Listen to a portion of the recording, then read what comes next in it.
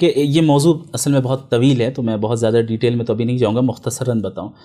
3-4 چیزیں ہیں جن کو کی طرف بہت زیادہ توجہ ہونی چاہیے. سب سے پہلی چیز یہ ہے کہ ہم اپنے بچوں کو کن کی صحبت میں رکھ رہے ہیں.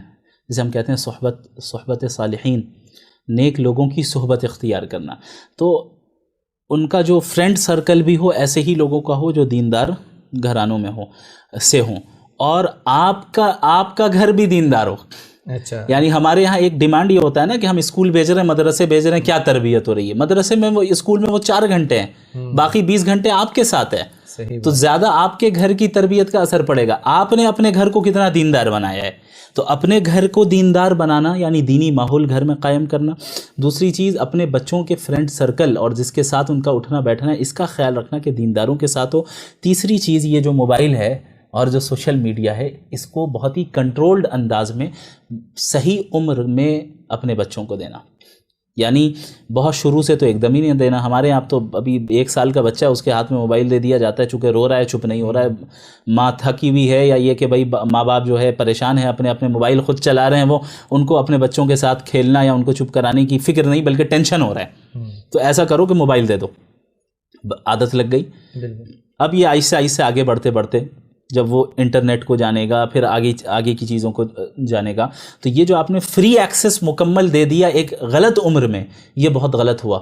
اسی کا نتیجہ یہ نکلا ہے کہ سوشل میڈیا پہ ایسے لوگوں کو سن رہے ہیں جہاں سے شکوک و شبہات بھی آ رہے ہیں. تو آپ کو ایک تو یہ آپسی مشورے سے یہ طے کریں کہ اپنے بچوں کو کب دینا ہے.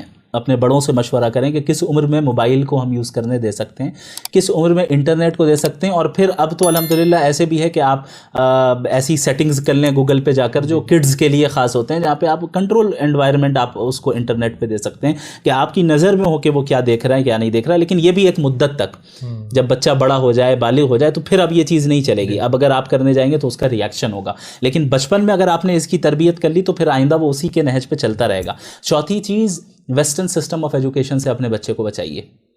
ویسٹرن سسٹم آف ایجوکیشن سے اپنے بچے کو بچائیے. اس کے لیے آپ اسلامک پیراڈائم کے تحت اسلامک انگلش میڈیم اسکولز کو اپنے ملک میں قائم کریں، الگ الگ جگہوں پہ قائم کریں، جہاں پر آپ کے بچہ دینی ماحول میں یہ عصری علوم بھی حاصل کرے اور دینی علوم بھی وہ حاصل کرے. یہ چند پوائنٹس اس وقت ذہن میں، اس کے علاوہ بھی بہت سی چیزیں ہیں تو مناسب. خاص طور پہ ان چیزوں کا بھی دھیان رکھنا چاہیے. جو لوگ دے رہے ہیں بچوں کو اس وقت موبائل، تو وہ اپنی ہی آئی ڈی لگا کے دیتے ہیں ان میں، تو یہ اور زیادہ خطرناک ہو جاتا ہے کہ وہ جو میچیور چیزیں خود دیکھ رہے ہیں وہی چیزیں بچوں کے سامنے آ رہی ہیں. جی ہاں. اور پھر ان تمام چیزوں سے گزرنے کے باوجود اگر بچے کے ذہن میں کوئی سوال آ رہا ہے تو اس میں اس کو ڈانٹنا نہیں ہے. جی، کوئی ڈاؤٹ اگر آ رہا ہے کہ بھئی اسلام میں ایسا کیوں ہے، تو اس میں اب اسے طوفان کی طرح نہیں بنانا ہے کہ بھئی کیا ہو گیا. نہیں بھئی ٹھیک ہے، نیچرل سوال آتا ہے. صحابہ کے ذہن میں بھی سوالات آتے تھے، اللہ کے نبی سے سوال کرتے تھے. آپ دیکھیں کہ کس انداز میں اللہ کے نبی نے جواب دیا صلی اللہ علیہ وسلم. سیرت پڑھیں تو ان بچوں کو سیٹسفائنگ آنسر ان کی ایج کا لحاظ رکھتے ہوئے آپ کو دینا ہے. آپ نہیں دے سکتے تو جو ماہر علماء ہیں، جو ماہر ہیں اس فیلڈ میں، ان سے دلوائیں، ایکسپرٹ سے دلوائیں.